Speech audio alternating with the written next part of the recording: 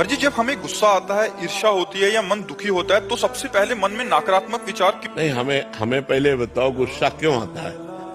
गुस्सा तब आता है जब हम ये कामना करते हैं कि ये ऐसे चले और वो नहीं चलता, कोई भी हो, तो गुस्सा आ जाता है। हमको ये सोचना है कि मुझे कैसे चलना है। जब मेरा बेटा गलत चल रहा हो तब मुझे कैसे चलना है। मेरी पत्नी जब प्रतिकूल चल रही तो मुझे कैसे चलना है। मुझे क्रोध नहीं लाना, बहुत प्यार से, बड़े गंभीरता से, धैर्य पूर्वक हमें समस्या का समाधान करना चाहिए।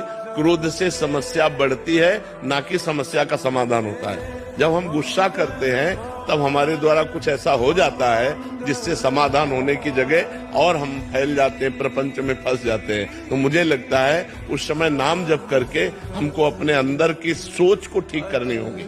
अगर हम अंदर की सोच को ठीक नहीं कर पाए तो जेल जितनी भरी है वो सब इसी में भरी है, काम में या क्रोध में या व्यभिचार में फंसा या हिंसा में फंसा, चोरी में फंसा, इसी में जेल भरी हुई। तो हमें लगता है हम उस समय अपनी सोच को कंट्रोल कर सके, उसके लिए भगवान का भजन है।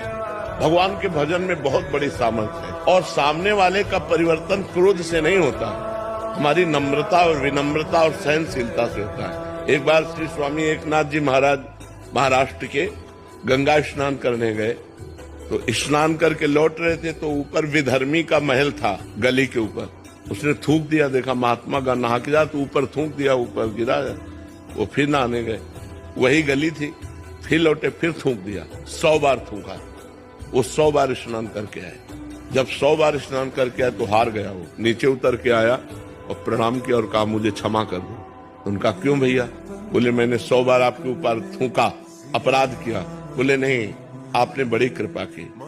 एक दिन में 1 बार गंगा स्नान करता था, आपकी कृपा से 100 बार गंगा स्नान हुआ। ये तो आपकी कृपा। वो चरणों में लौट गया और कहा आज के बाद कभी किसी महात्मा के साथ गलती नहीं करेंगे। विनम्रता और धैर्य ने उसको बदल दिया। अगर उसी समय गाली देते तो शायद और थूकता और गुस्सा करता या और विपरीत चला जाता, लेकिन वो कुछ नहीं बोले तो उसका सुधार हो गया।